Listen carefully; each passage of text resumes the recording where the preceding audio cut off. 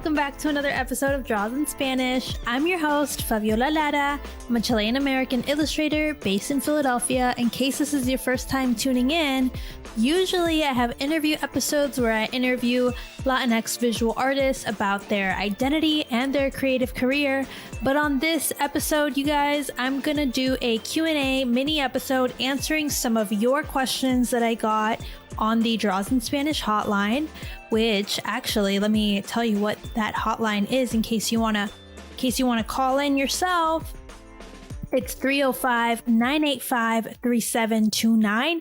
So if you have a question for me about, freelance, having a creative career, being Latinx, the mixture of all of those things, call me at 305-985-3729. You can also text me, but if you call me, I'll play it on the show. So that's a little bonus. Okay, let's get into our first call for the day. Let's go. Let me play this here for you. Hey, Fab. This is Lauren. I'm a creator based in Brooklyn, and I have found this podcast to just be absolutely incredible, which I have already expressed via an email to you, but to all who are listening, let's just say it was quite the love letter. Join the Patreon. The babe deserves it.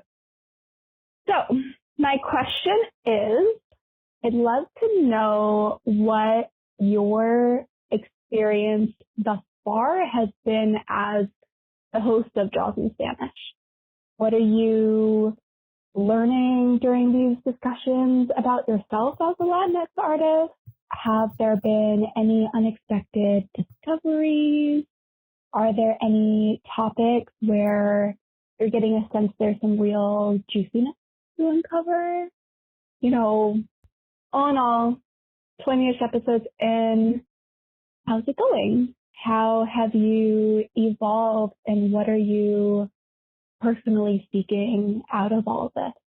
So that's a very broad trail of questions, but just curious what comes up. Thank you for all you do. All right, you guys, this is an amazing question coming from Lauren Ronquillo. She is on Instagram. I'll drop her handle right here, but it's literally Lauren Ronquillo, and I'll leave it written. So if you are watching on YouTube, you'll be able to see it, and I'll leave it in the show notes for you because she's an amazing artist herself. All right, Lauren, this is a really good question. What have I learned as my experience as a host of Draws in Spanish? Honestly, I've learned that I love talking to people, and in the first season, I was extremely nervous to talk to artists, because I admire all of these artists that I have on the show. And so I was really kind of nervous and a bit jittery and a bit maybe planning some extremely intellectual questions and stuff. I mean, not that intellectual, let's be honest, but you know what I mean? I was trying to ask really deep questions, and now I kind of just approach it as a actual conversation where obviously I know a lot about the person, but I'm just really curious to hear what they have to say and how they're thinking. And that's what I want to shine a light on, because I think once I get to that, that's what is kind of the fun part of the conversation, as opposed to having a really proper Q&A where I'm just hitting them with question after question after question and leaving no room for thinking out loud and ranting and that kind of thing. So I kind of just learned that I really like talking to people, and I'm not that scared of doing it as I kind of thought I was, or I kind of was nervous in the beginning, and I've lost that. So I've just learned to be a more confident, I guess, conversational host, if that's a word. And then what I've learned about myself is this podcast has really given me the confidence to understand that being Latina is totally defined by what you want. So you can be Latinx however you want. So I think that's really endearing. And I think at first I knew that, but I maybe didn't I knew it verbally, but I didn't feel it. And now I really feel that, because I feel every single time I have someone on the show, whether they're recent immigrants or they have lived the majority of their life here in the US like I have, we all share a lot of different experiences. And I think those differences are cool. And I think it makes us who we are. And so I just really learned to I guess I've learned a bit of self-acceptance throughout the show, which is an amazing side effect, honestly. And I hope a lot of you guys are also experiencing that. And when I say you guys, I mean a gender inclusive you guys, by the way, like dudes or something, which to me is gender inclusive. Anyway, different conversation. But yeah, I kind of just learned just to accept myself more as this Chilean American person who grew up only in the US and who I grew up here, but I was born in Chile, and it's just that's totally fine and doesn't mean I'm not Chilean or I'm not American. I'm this little hybrid, and that's just my reality, and that's totally fine. I don't need to overcompensate in any way or the other. I can just be me, and that's just sweet. I don't have to. I've never felt the need to be overly Latina to make up for, I don't know, lack of Latina because I'm not in Chile. Because I just don't feel like that's natural to me, right? And I'm very confident with where I am with my Latin identity, which is just I grew up there. I was born there. I grew up here. I know Spanish. I don't fit into a lot of stereotypes, and that's the way I want it. So I feel like I've really learned a lot of that. And I hope if you guys have thoughts on this, please text or voicemail them to the hotline, because this is a conversation I feel like I could talk a lot about, but I don't want to bore you guys. And now, what am I seeking to do with Draws in Spanish? Simple question, simple answer.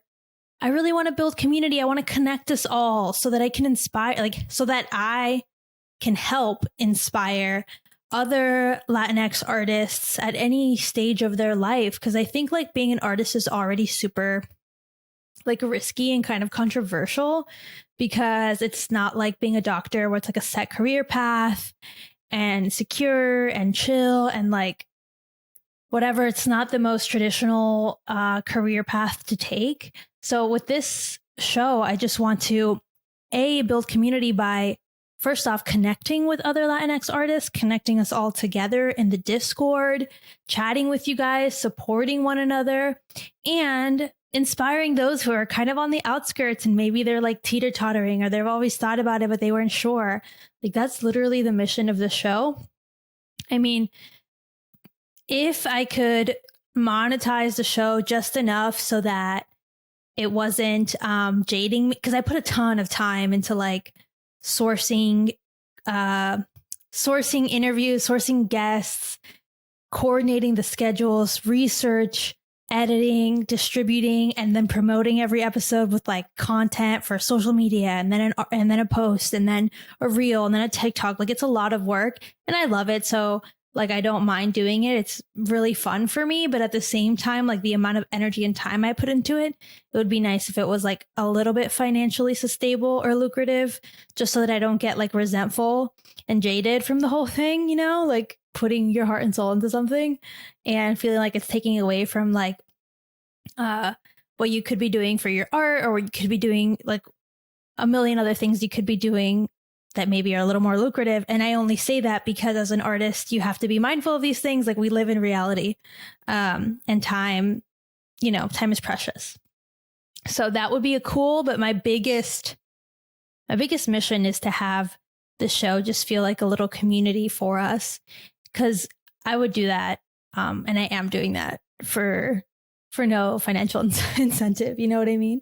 I just really think it's necessary, and I want it to exist really badly. And so every time I put out an episode, it's in the name of that, in the name of community, in the name of showing up for you guys. So hopefully you guys can show up for me and for each other. And yeah, that's the whole point. So I hope that answers your question, Lauren. Thank you for calling in. Everyone go follow her. I'll leave the link in the show notes. All right, on to our next question. Hi, Fab. This is Natalia, and I have 2 questions for you. The first one is, what are your best tips about monetizing our illustration skills and expanding our revenue streams? And the second question is, how does being part of our illustration community change your life for the better? Or how do you feel that you have impacted the illustration community in a positive way so far?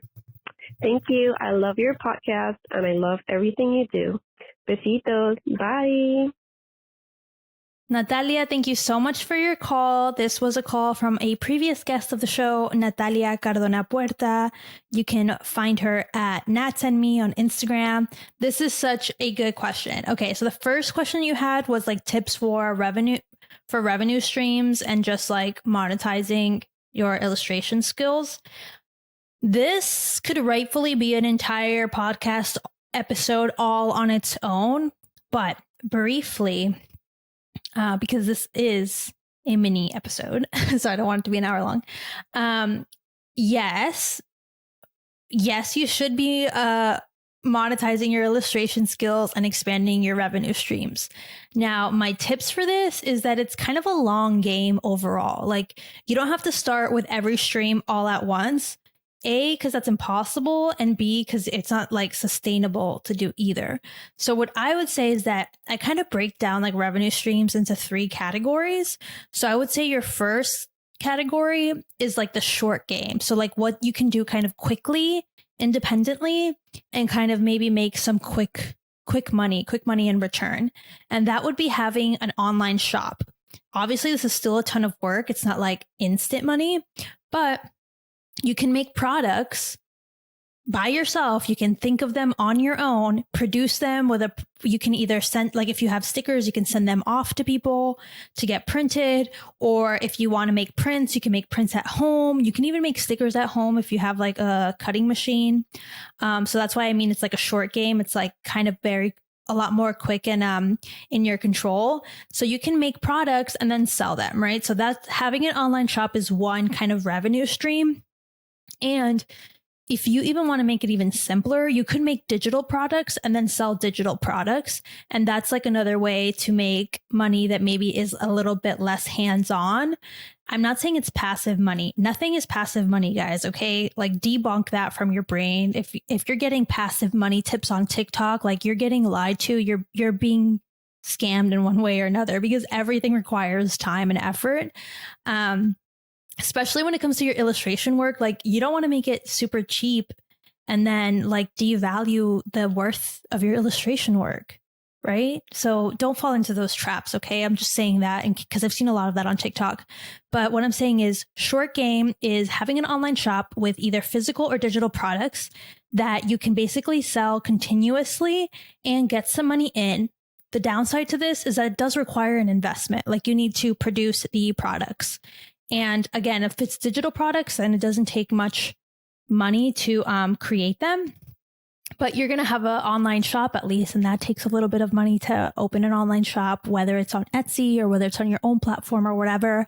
And which one I recommend really depends on your situation. So if you want that to be an episode, text the hotline and let me know, and I'll make it. But okay, so short game, having an online shop does require an investment. You can either do digital products, physical products, and you could even do drop shipping. Is it my number one recommendation? No, because you don't get a lot of money from drop shipping. But like if you're limited, if you're traveling, if you don't have a lot of space for holding inventory, if you don't have a lot of money to invest in inventory, drop shipping is an option out there. So that would be like the short game in my mind, right? Then the other option you have is to take on commissions. And I mean more like client commissions, not so much personal commissions. I would call this like the medium game, because it does take time to put together a portfolio that's like strong enough to gain interest from clients and for them to hire you. So this is kind of like, it's not going to be instant. Like you publish your portfolio, you're not going to start getting like 1 million inquiries from the start, right? You publish your portfolio, you outreach to people where it makes sense, and eventually you'll get something, right? That's the goal. And another reason I call this like the medium game is because it can take a while for you to not only get the inquiry, but then book the job, do the work, and then wait 30 or 60 days to get paid. So this is medium game. Then you have the long game for revenue and for diversifying your income, which is the content game. This is YouTube, podcasts, Patreons, affiliate links, all of this stuff that revolves around content, that you can make money from your content, this is the long game, because it's true. In this day and age, in modern day internet, you can make money from having a following that's dedicated and loyal. Just having followers as a number, that's not going to make you money. But having a following that's a community, that they're listening to you, you're listening to them, you really understand them, they really understand you, they trust you, they like you. That there's that like know, like, trust principle of marketing that really applies here.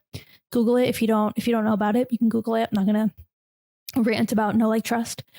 But if you have that set up, then yeah, eventually, right, like a year, maybe 2 years after you start building your online presence, you might be able to start monetizing it by creating reels for other brands, by creating TikToks for brands, by having sponsors on your YouTube channel, by having a Patreon that's really sustainable and that gives you like a solid amount of money every month. There's some amazing creators doing that. So I feel like that's kind of the long game, because you have to really build that up from the ground. And so that's the long game. And those are 3 different ways that you can expand your revenue streams. Obviously, they all take different amounts of commitment. My biggest tip is start small. Start with what you can manage now and then slowly build it up. You don't have to have everything launching all at once, you know? And if you have a shop, you don't need to update every single month. You might be able to just have an ongoing collection and add products in and take products out. A lot of different guests on the show have talked about this. I know, Natalia talked about her online shop on the show. I think Danny Brito also talked about his online shop on the show. I think Itzel talked about their online shop on the show. So like, go check out those episodes and hear what they have to say about running an online shop. It all comes with its ups and downs. So Marisol Muro also talked about running an online shop. And so, yeah, there's a lot of different things that you can do. And sometimes by making products, maybe a client will eventually reach out to you, right? Like if you make a ton of amazing prints, maybe there's a company who wants to commission your prints for a larger run for their stores or whatever. So, they all kind of feed into each other. And I think it's just about starting small and just like kind of testing things out. You can really play with it. It's your business. And a lot of business is trial and error. Obviously, you don't want to do like a major mess up where like you lose a ton of money or something. So start small. That's like the biggest thing I've heard on the show is like everyone starts off making like a small run of stickers and it goes well. So they make more and they make a washi tape eventually. You know what I mean? Like just start with what you can and don't kind of stop yourself now just because you like can't make washi tape today. Like you don't have to start with your biggest idea. You can start with like a totally okay idea and not like your greatest idea ever. That's my biggest tip, because I think a lot of people get stuck like being like, I need a great, amazing idea for either this product or for this commission or for content. And it's like, no, you can just start with kind of like any idea and you'll eventually build that muscle up so that you get better and better at either running a shop or doing your commissions or having amazing content. So just start now, experiment, stay consistent, and just like slowly build on it over time. That's like my biggest tip. And it's something that I am trying to practice myself. For your second question, which is how has being a part of the illustration community changed my life? Oh my gosh, it's changed my life entirely. I mean, making art friends on the internet, starting on Tumblr, then on Instagram, like they have always encouraged me and helped me out and been like, yeah, that's a good idea. And sometimes like you have a just okay idea, like I was talking about before, and you just need someone to be like, yeah, that's a good idea, for you to go and put it out there into the world for a comic, for a sticker, for whatever. And I think like I vividly remember like I made one sticker in college. And then my friend was like, those are funny. Can I sell those on my online shop? Because she had a online shop where she sold stickers for other people. And so I sent her a bunch of stickers and she sold them for me. And that was like all the encouragement I needed. Izzy, if you're hearing this, I'm going to send you this episode so you can make sure you hear it. But just having art friends that like encourage your ideas, no matter how little they are, no matter like where you are along your like creative journey. Oh, it makes me like so happy and warm and fuzzy. And even now to this day, like if I have a cool campaign with people, with someone, have my friends who like comment on it and help me out. And I just think like having people that just reassure you, validate you, hype you up along your creative journey is like so key. And that's also another reason I made the show, was so I can bring people on, hype them up, be like, your career is amazing. Like, look at everything you've done, learn from them. Hopefully you guys learn from them too. And just have like just more context for everyone than what you just see on Instagram. Because sometimes what you see on Instagram, it just feels like someone is so far ahead of you or whatever in their creative career. And then by having them on the show, I'm able to break everything down a little bit, kind of demystify it, and just show, hopefully, I hope, show people that it's like not so out of reach as they thought. And that's kind of what the community does for me, is just being like encouraging me. I've had so many different friends, Grace, Kendall, Itzel, so many friends that just encourage me and give me like a pat on the back when I'm freaking out. And yeah, everyone on Coloop, I'm just like, I need that. And you kind of need that as an artist, because it's such a vulnerable career, like making work from your heart. And then like, if no one likes it, it hurts. You need good friends to surround you. And I hope that I'm doing that for the community, and the community is definitely doing that for me. So if you feel discouraged in your art, go make some art friends and help each other out and boost each other up, because it is a long game. Like I said earlier about the revenue streams, all of it is a long, long, long game. And then you also said, like, how do I feel that I impacted the illustration community? I think I have, in a small sense, like hopefully just by the people who listen to the show and maybe just didn't think that there was a lot of Latina artists out there, or just followed like a small amount of them, or didn't, I hope that I'm showing them like, look at all the different possibilities that you can take. Look at all the different routes you could take. You be a designer, you can be an illustrator, you can be a commercial illustrator, you can be an editorial illustrator. That's kind of what I'm focusing on right now with the show, but like just showing people the different routes that you can take to become a creative person as a Latinx artist. That's kind of my contribution to the community. And I think, based on the response I'm getting from you guys, you like it and you craved it. And I'm happy that I can do this for you. But yeah, that's basically it. Natalia, thank you so much for your questions. You guys go follow her at Nats and Me on TikTok, on Instagram. Go follow her. Her work is super cute and like very in tune with nature and stuff. All right, everyone, that's all I have for you today. Thank you once again to Lauren and Natalia for calling in and asking some amazing questions. I hope that everyone benefited from hearing the answers. And if you listening, you have a question about being an illustrator, about having a creative career, about the podcast, about the show, about a guest, whatever it is, please call in to 305-985-3729. That's 305-985-3729 to record your question. You can leave a voicemail and I'll play it on the show. And be sure to leave your name and your handle if you want me to include that as a part of the mini episode. Or if you're feeling a little shy, which I would say, like, come on, don't be so shy. Like, I'm making the space for us, okay? But if you're shy, you can also text and then I'll read it out loud for you. So if you have a question, you can also text.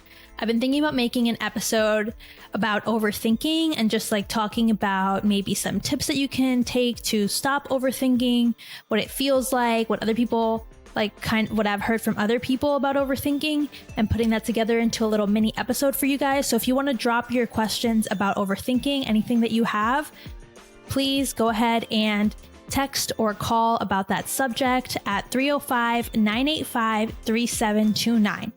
All right. Thanks for listening. I'll see you next Tuesday for another episode. Bye, everyone. Have an amazing rest of your week. Bye.